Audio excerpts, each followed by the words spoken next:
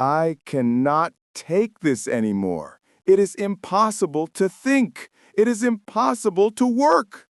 I know, David. The noise from that new construction site next door is very loud. It has been going on all morning. All morning? It feels like it has been going on all year. And it is not just loud, it is everything. The banging, the drilling, the shouting. I am trying to work from home and I cannot even hear myself think on a video call. I am having trouble concentrating too. It is very distracting. I had to close all the windows, but I can still hear it clearly. It feels like the building is shaking every time they use that big machine. What is that sound? A constant beeping noise. Beep, beep, beep. It is driving me crazy. That is the sound a truck makes when it is backing up. It is a safety feature, but it is also very annoying when you hear it 100 times. That's it. I have had enough. I am going over there right now to give them a piece of my mind. Wait, David, stop for a moment. I understand your frustration, but that is not a good idea. Why not? Someone needs to tell them to be quiet. They are disturbing the whole neighborhood. They have no respect. I agree that the noise is a problem, but walking over there while you are angry is not the best way to solve it. I am not going to be rude. I am just going to be direct. I am going to tell them that their noise is unacceptable and they need to stop. I know that is what you want to do, but an angry and emotional approach usually does not work. It can actually make the situation worse. How could it make it worse? When you approach someone with anger, they often become defensive. They might get angry back at you. They will be less likely to listen to your complaint or want to help you. The conversation can turn into an argument. So what am I supposed to do? Just sit here and listen to this all day? That does not seem fair. No, we should definitely do something about it, but we need to have a strategy. The best way to complain effectively is to be calm, polite, and prepared. We need to handle this like a business negotiation, not a fight. A strategy? Okay, I am listening. I am willing to try a different way. What is the first step in our calm, polite strategy? The first step is to gather information. Before we can complain, we need to know if they are actually breaking any rules. Breaking rules? It is just noise. Is it not just about being considerate to your neighbors? It is, but being considerate is not a law. However, most cities have specific laws or rules about noise. These are often called noise ordinances or regulations. What kind of rules? They usually specify the times that loud noise, like construction, is allowed. For example, in many places, construction is only permitted during certain working hours. And what are the usual working hours?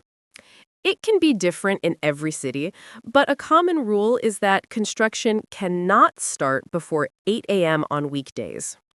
It might have shorter hours on Saturdays and might be completely forbidden on Sundays.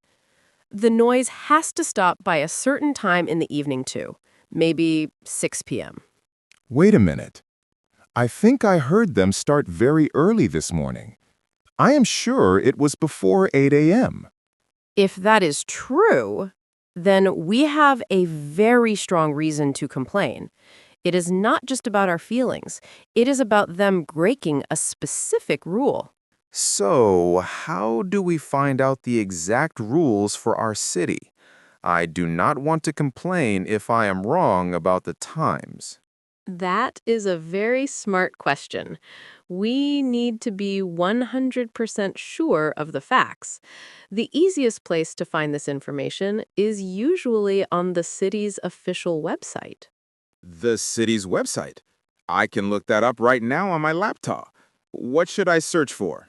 You can try searching for terms like noise regulations, construction hours, or noise ordinance for our city.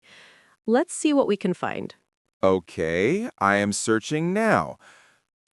Here is a page on the official city government website. It is called Community Standards and Noise Control. That sounds perfect. What does it say about construction noise? I am reading it now. It says general construction noise is permitted between the hours of 8 a.m. and 7 p.m. on weekdays and from 9 a.m. to 5 p.m. on Saturdays. No construction noise is permitted on Sundays or public holidays. I knew it! I was woken up at 6:30 a.m. this morning by the sound of a hammer. That is a full hour and a half before the permitted start time. Okay, now we have a fact-based complaint. This is excellent. Our next step is to figure out who we should talk to. They are definitely breaking the rules. They started way too early. Now I am even angrier. It is frustrating. I know. But let's stick to our calm strategy. Now that we have the facts, who is the right person to communicate with? I still think I should just walk over and talk to the person who is making the most noise. That person is probably just an employee following orders. He might not have the power to change the start time for the whole team. It is always best to speak to the person in charge. The person in charge? Who would that be? On a construction site, there is usually a foreman or a site manager. This is the person who supervises all the workers and the project. They are the decision maker on the site. Okay, so I should try to find the foreman. But if I cannot, what is the next option? The next, and maybe even better option, is to contact the construction company directly. There should be a big sign somewhere on the construction site that has the name and phone number of the company that is doing the work. I think I have seen a sign like that on the fence around the site. I can see it from the window. The company is called Build Right Construction. There is a phone number, too. Perfect. Calling the company's main office is often more effective. The people in the office can then give an official instruction to the site manager. I agree. That seems more professional. But I have the same problem as before. I do not know what to say. I do not want to sound rude, but I want them to take me seriously. This is a perfect time to practice a polite and professional complaint. Let's do a role play. I will be the person who answers the phone at the construction company. Okay, thank you. That would be very helpful. Remember the key elements. Be polite, introduce yourself, state the facts clearly, and explain what you want to happen. Are you ready to try? I am ready. Ring ring. Good morning, Build Right Construction. This is Emma. How can I help you? Hello? My name is David. I am calling about your construction. It is too loud. Okay, that is a start, but we can make it a little stronger and more specific. Try to state your reason for calling more directly. Let's try again. Okay. Take 2. Hello, my name is David Miller. I am a resident of the apartment building next to your construction site at 45 Oak Street. Much better. You have clearly identified yourself and the location. Now, state the problem using the facts we found. I am calling because I have a concern about the work hours. According to the city's website, construction noise is not permitted before 8 a.m. For the last few days, your crew has been starting work at 6:30 a.m. That is a perfect sentence. It is not emotional. It is just a clear statement of the facts. It shows you have done your research. Now, what is the final part? What do you want them to do? The loud noise so early in the morning is very disruptive. Could you please ensure that your crew follows the city's regulations and does not start noisy work until 8 a.m.? Excellent! That is a very reasonable and specific request. You are not asking them to stop working completely, you are just asking them to follow the rules. This makes it very easy for them to say yes. That roleplay was incredibly helpful. I feel ready to make the real call now. Introduce myself, state the facts, make a reasonable request. I will remember that. There is one more important step. After you make the phone call, you should keep a record of it. Keep a record? You mean I should write down what we talked about? Yes, exactly. It is a good idea to make a quick note of a few things. You should write down the date and the time that you called. Okay, the date and time. What else? You should ask for the name of the person you are speaking to at the company.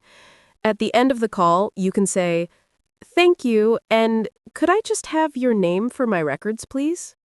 So I should write down the name of the person I spoke with, and I should also write down what they promised to do, right? That's right. Make a short note of what they agreed to. For example, spoke to Jane Smith. She said she would talk to the site manager and make sure they start at 8 a.m. tomorrow. Why is it so important to keep a record like this? It is for your own documentation. If the problem continues, you will have a clear record of the steps you took to try to solve it politely. It shows that you were responsible and proactive. That is a very good point. Keeping a record is a smart idea. But what if I do all of this? I call, I am polite, I have the facts, but nothing changes. What if they start at 6:30 a.m. again tomorrow? That is a possibility. Sometimes a company might not be responsive. If you have tried to solve the problem by talking to them directly and it has not worked, then it is time to escalate. Escalate? What does that mean? To escalate means to take the problem to a higher level or a higher authority. In this case, the higher authority is the city government itself. So I would complain to the city? Yes, most cities have a department that handles these kinds of complaints. It might be called the bylaw office or code enforcement. You can call them and make a formal noise complaint. And what would I tell them? You would tell them the same facts you told the company. But you would also add, "I contacted the construction company on this date and spoke to this person, but the problem has not been resolved." This is why keeping a record is so important.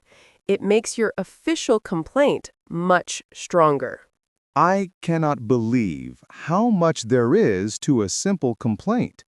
But it all makes sense. It is a logical process. It is. It is about solving the problem in the most effective and least stressful way possible. An angry confrontation might feel good for a minute, but a calm, fact-based approach is what gets results. I just made the real phone call to the construction company. I used the script we practiced. The woman I spoke to was very apologetic and professional. That is wonderful news. What did she say? Her name was Sarah. She thanked me for letting her know. She said their team is not supposed to start before 8 a.m., and she promised to call the site manager immediately to correct the situation. I wrote down her name and the time I called. That is the perfect outcome. You handled that beautifully, David. I am very impressed. I could not have done it without your guidance. Let me review the steps. First, stay calm. Second, find out the facts and the rules. Third, identify the right person or company to contact. Fourth, complain politely with a specific request. Fifth, keep a record. And sixth, if nothing changes, escalate to the city. You have learned the entire process perfectly. Now, let's hope we have a much quieter morning tomorrow.